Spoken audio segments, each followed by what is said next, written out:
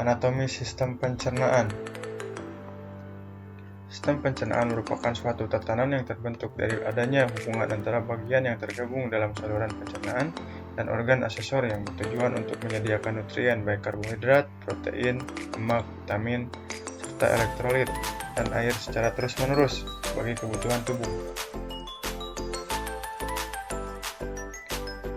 Saluran pencernaan terbentang mulai dari mulut sampai dengan anus yang secara berurutan dan sistematis melaksanakan fungsinya yang optimal dari sistem pencernaan.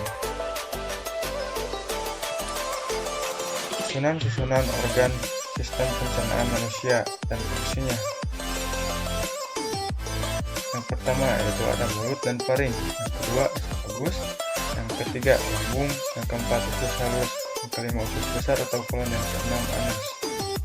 Yang pertama yaitu ada mulut dan faring. Di dalam mulut mengalami penghancuran secara mekanik yang disebut mastikal dalam bahasa ilmiahnya.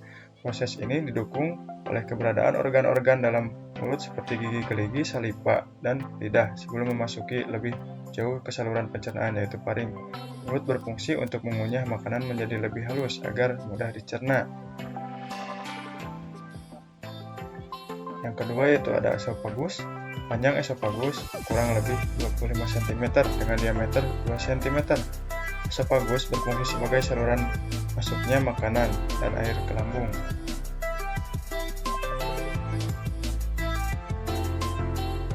Yang ketiga yaitu ada lambung. Lambung memiliki beberapa fungsi diantaranya. Yang pertama yaitu fungsi motorik untuk menampung bolus atau makanan dan terjadi proses digesti atau disebut juga proses penghancuran bolus menjadi partikel-partikel kecil dan dicampur dengan cairan getah lambung. Makanan atau bolus yang sudah tercampur dengan cairan lambung disebut kimus. Yang kedua yaitu ada fungsi sekresi. Fungsi sekresi memiliki beberapa fase. Yang pertama yaitu fase sefalik. Pada fase ini terjadi rangsangan pada lambung akibat melihat, mencium, memikirkan, atau merasakan makanan. Yang kedua yaitu adalah fase gastrik. Fase ini terjadi di dalam lambung sesaat setelah makanan memasuki lambung hingga meninggalkan lambung.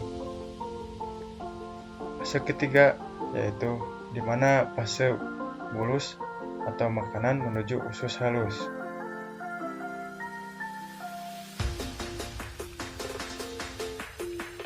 Dan yang keempat ada usus halus. Usus halus terdiri dari 3 bagian besar yaitu duodenum panjangnya 25 cm, jejunum panjangnya 1,5 sampai 2 meter, ileum panjangnya 2,5 sampai 4 meter. Fungsi utama usus halus antara lain kimus atau makanan yang sudah dipadatkan dengan cairan lambung dengan pergerakan pencampur dan mendorong kimus disebut dengan gerak peristaltik. Makanan atau bolus yang sudah melewati proses digesti atau penghancuran di lambung setelah itu disempurnakan oleh usus halus didukung oleh enzim usus, enzim pankreas, dan cairan empedu. Absorpsi usus halus merupakan tempat absorpsi yang maksimal. Absorpsi dalam usus halus berfungsi untuk menyerap zat-zat gizi yang terkandung dalam kimus. Lamanya kimus berada di usus halus berkisar 3-10 jam dengan frekuensi peristaltik 4-8 menit.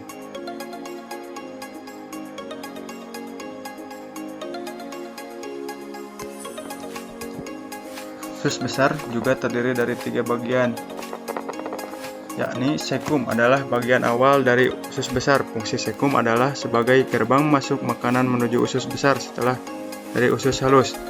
Kolon adalah bagian usus besar yang fungsinya untuk menyerap garam, rektum.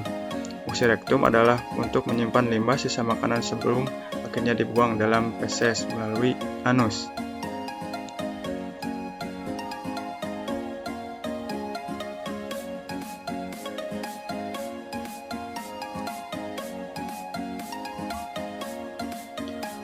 Anus merupakan saluran terakhir yang berfungsi sebagai tempat keluarnya feses atau disebut juga kotoran. Terima kasih.